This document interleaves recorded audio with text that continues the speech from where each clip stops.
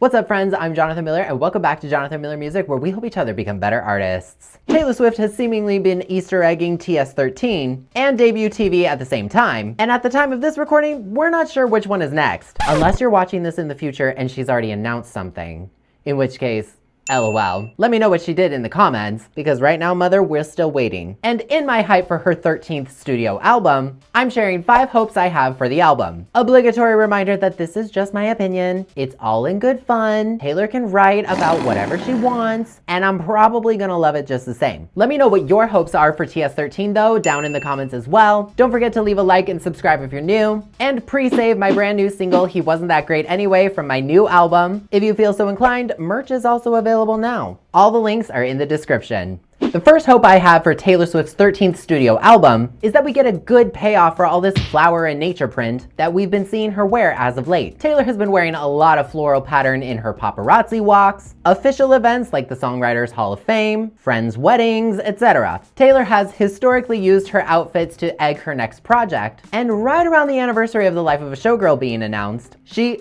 firmly moved forward, coming out of that exit door with the lilac flower dress and her brand new hair. It was super exciting, and if we are to assume that TS13 was written about the last year or two of her life, then there's really only 1 or 2 major flower moments that I can think of that would be very inspirational to write about, which would be her wedding and her engagement. Whatever lyric or title or release date that she might be egging with all this floral, I just hope that there's an incredible payoff like there was for The Life of a Showgirl, with Plaid Day and all that plaid she wore. Love it or hate it, Showgirl had a massive payoff in terms of its Easter egging, with the orange, the aesthetics, the release date. I want that level of oh my god for TS13. Anything to keep us hyped for the new record, which, come to think of it, I'm wondering what TS13 is going to sound like. But first, a shout out to this video sponsor, DistroKid. DistroKid is one of the best and leading music distributors online, helping independent artists across the globe like you and me get our music up on streaming platforms like Spotify, Apple Music, and Tidal. For one small yearly price, you can distribute as much music as you want without breaking the bank, and depending on which plan you decide is right for you, you'll also gain access to a whole bunch of additional handy features. DistroKid's got 3 plans for you to choose from depending on your needs and budget. The musician plan lets you upload unlimited songs and lyrics. You'll be able to get verified on Spotify and get access to DistroKid's mobile app. The Musician Plus plan gets you all of that and allows you to get your lyrics synced on Apple Music. You can check out your daily streaming stats. You'll also unlock a bit more customization for your releases, as this plan allows you to choose your custom label name, release date, and iTunes price. The Ultimate plan gets you everything, including access to file sharing, RIAA certification monitoring, as well as Spotify and Apple Music monitoring, and more. Get started today and use my special VIP link to save yourself 7% on your first year's membership with DistroKid. Link is in the description. I am almost always in the minority when it comes to manifesting a specific sound from Miss Taylor Allison Swift, but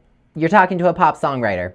I'm always gonna be manifesting a pop record from her. And I absolutely got my wish with The Life of a Showgirl when she reconnected with Max Martin and Shellback, and I certainly would not turn them down working together again. But I know everyone wants her to work with Jack Antonoff, and I get it, like she recently did for I Knew It, I Knew You. I do think that Taylor's 13th album being a country record would also be very cute and poetic, as a sort of coming home feel for her on her signature number. I definitely wouldn't turn down a country album from her. I mean, like I said, at the time of this recording, we are still waiting for Debut TV. But I will take anything Mother wants to give us, because I'm sure it's gonna sound amazing either way. I do think, however, because The Life of a Showgirl was criticized for its perceived simplistic lyrics, that Taylor probably will pendulum swing a bit back towards storytelling, because that's kind of what she does project to project, but I guess we'll see. I would also like to quickly just point out for one more era that Taylor, if you ever want to do a pop R&B album, I'm absolutely willing to accept that. One day, Taylor. One day it will happen. I'm manifesting. Still. Another thing I hope for TS13 is that I want Mother to be as annoying as possible with the number 13. 13 songs, 13 bonus tracks, you know, whatever she's into. I mean, just be extra with it. Give it all. This is her signature number, and I want her to be as extra as possible with it. Jokes aside, logistically, I think this can only help her in terms of promotion. Constantly playing with fans, making them wonder if this 13 is an Easter egg for TS13 or just her number, would make for a game of cat and mouse and detective that would just make for a fun time of clowning, and I'm already down for it. So be annoying, Taylor. I am in fact ready for it. This one is a little bit of a long shot because she's proven time and time again that she doesn't need one, but I personally would love for her to give us a pre-album release first single. Give us a little taste of the music ahead of the record. I know she can sell music sight unseen and sound unheard. Just look at the 4 million copies that is The Life of a Showgirl. And I think a good portion of fans want it nowadays. I'm sure you could argue that if fans don't like her first single like they did with me, she won't sell as many records, but I'm not really so sure. If she plays her cards right with the teasing and the egging and a great music video, I don't see any reason why Taylor can't just say, okay, we're switching it up. I want to dominate radio with a pre-album release single and maybe another near release date single as well, complete with music video, and still sell all of the records that she's expected to sell. Now, I'm going to tell you right away, mark my words, if this album sells anywhere under 4 million copies, there will immediately be think pieces about how it is totally underperforming, it's her worst record ever, she's no longer relevant, or the album is just plain unsuccessful. Whatever, they're gonna happen. We don't need to give them attention. We don't need to click on those videos defending her. 4 million copies of an album in the first week is an incredible feat. But I think, regardless of what the album sells in its first week, it would just be a nice break from her current formula and keep fans who love her engaged. Would you want the first single to come out ahead of the album? Or do you prefer all of the music happening at once? Let me know in the comments. The last thing I'm hoping for, and it's gonna be hotly contested, is a tour.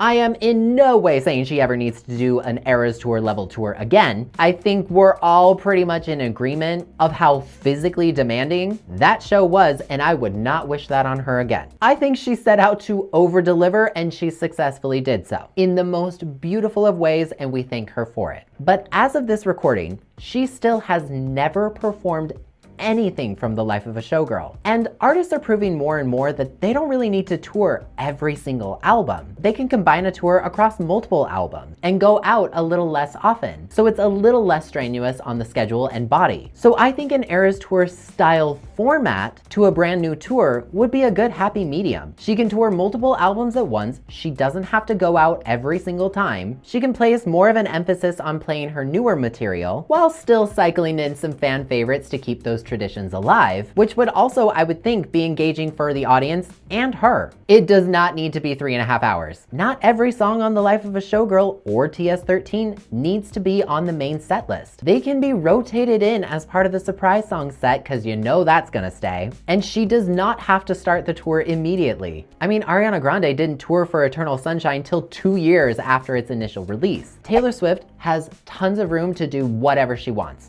when she wants. So no matter what she chooses to do for her 13th studio album and how she rolls it out, I just can't wait to be part of the excitement when it's finally time.